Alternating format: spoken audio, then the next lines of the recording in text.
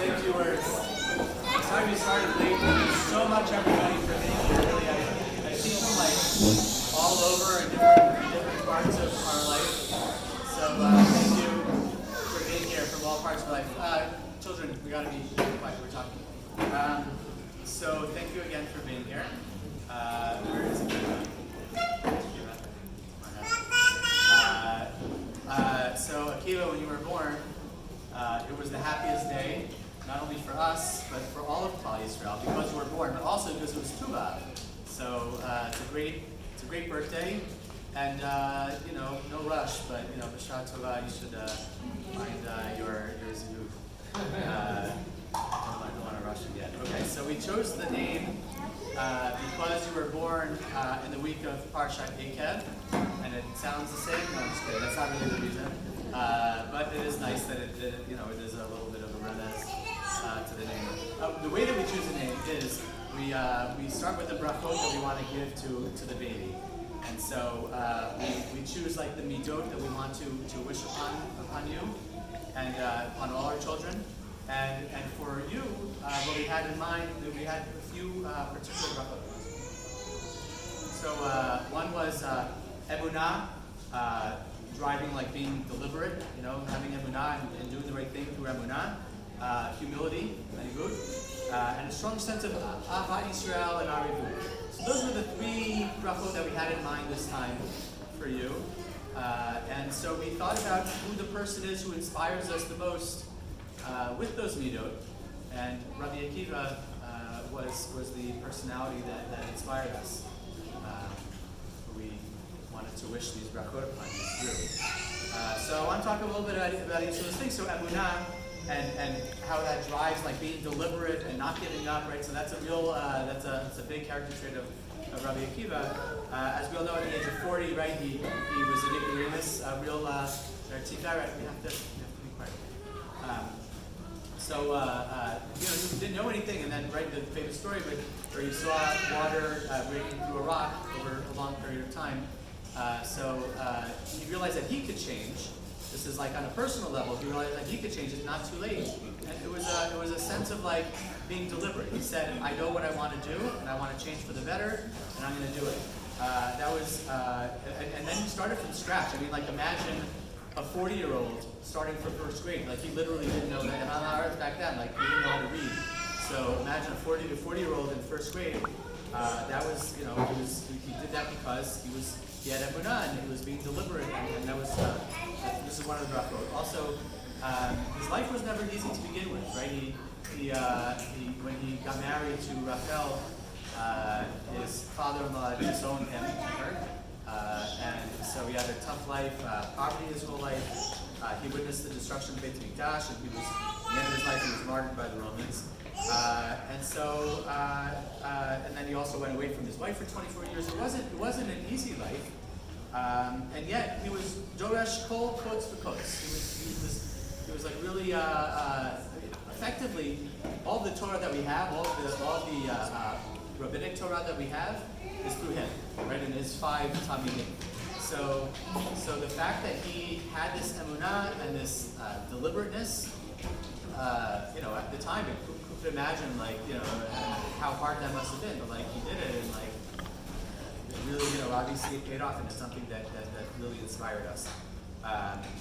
And by the way, why did Rachel marry this Am Haaretz? Because of the potential that he saw she saw in him. So similarly, we see in you a lot of potential.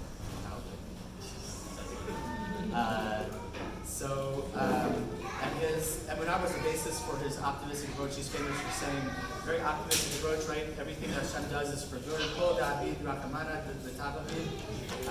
It's something that resonates with us. And then we know, the big calamity, the 24,000 students when they died. So it was a terrible personal and national calamity. And he still had emunah, just like the rock. But the emunah of the rock was in a personal sense. This was for Am Yisrael. And he had emunah that okay, so just do my part and go all in and be deliberate, and it'll work out. And at least I'll just do my part. And he did. And like we said, all of Torah that we know, from rabbinic times and on comes through him, and it seems that I was through that zakut. In terms of we talked about humility, about hanivut. So the 24,000 talmidim, they didn't have kavod for each other, but he really had a tikkun afterwards. They had a proper approach, and they had kavod for each other, and it was through this better approach, through humility, that they were able to save Klal Yisrael. So humility is something that was really important to us, and something that we should wish upon you, Akiva.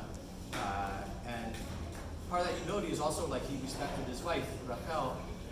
He gave her all the credit, and she deserved all the credit, right? She's the one who basically told him, like, not directly, but I want you to go learn for another 12 years. So it's that humility to like give her the credit instead of taking the credit. And Avad Yisrael, he is best known for perhaps by the way, he's a Rav in Eretz Yisrael, so it's also not only Avad Yisrael but also Eretz Yisrael. So those were the three midot that we had in mind.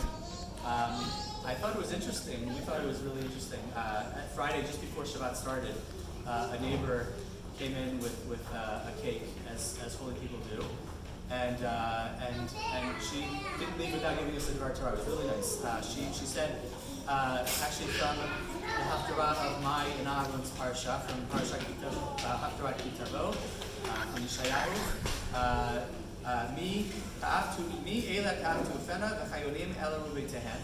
So she was saying that the idea is that mi ela ka'avtu fena, right? Av is the cloud, right? Tu fena blows, right? So you have, this is the context of going to Eretz Yisrael. Yeshayahu was talking about going to Eretz Yisrael. So ka'avtu fena are the people come to Israel because the winds blew them to Eretz Yisrael. They happened to get here, maybe they were forced here. But the second half of the pasuk is v'chayonim ela rubeitehen. What's unique about a Yonah, right? We have like the idea of a homing pigeon. Yonah knows where it's going. It's deliberate, and that deliberateness was the bracha that we had been thinking about. So we thought that maybe it was a sign that maybe we should name him Yonah. And then we realized that there was another sign. My brother's name is Yonah, so no. But then we realized that Akiva really does embody this trait of being deliberate, and we really love that idea. It's not just about coming to Israel, about being deliberate and not letting the wind just blow you where you are. I think it's an idea in life that we should be deliberate, and what we want to do, we should go all in. And again, imagine how dispiriting it was, and how dejecting and how much despair Akiva must have had after his students died. It's amazing to have that kind of deliberateness to continue on. So Akiva, we wish for you all the brachot, and more specifically, powerful amunah and humility, and a strong sense of Avat Yisrael and Arivut. And by the way, you were born into an auspicious and apropos bar mitzvah parsha, Ba'at Hanan. That's your bar mitzvah parsha, and it includes Kriyat Shema, which, by the way, not only is arguably one of our holiest prayer, but also Rabbi Akiva is associated with that, and so it's quite apropos.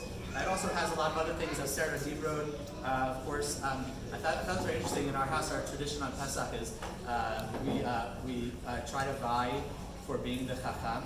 Well, it's in your parsha. You're the Chacham now, so it's got those psukim, right? Ki yishalcha bincha machar le'mor mai doda prakim hamishpatim asher tziva Hashem Elokeinu etchem. So that's the Chacham version of that. The four of those. And the other thing I just wanted to say about your parsha is that strong themes of Eretz Yisrael really like all over, like Re'ela mati atem chukim mishpatim kasher tziveni Hashem Elokai lasod ken bekerev haaretz asher atem bayim Hashem Elokai. A whole lot of psukim like that. But anyway, we wish for you these great brachot and all the brachot and really this is the greatest bracha for us, Baruch Hashem.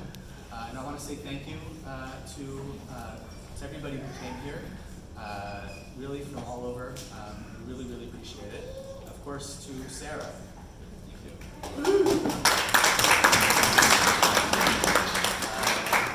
Sarah's really like, I don't know, a super family thing, and I don't know, I couldn't do it, so thank you.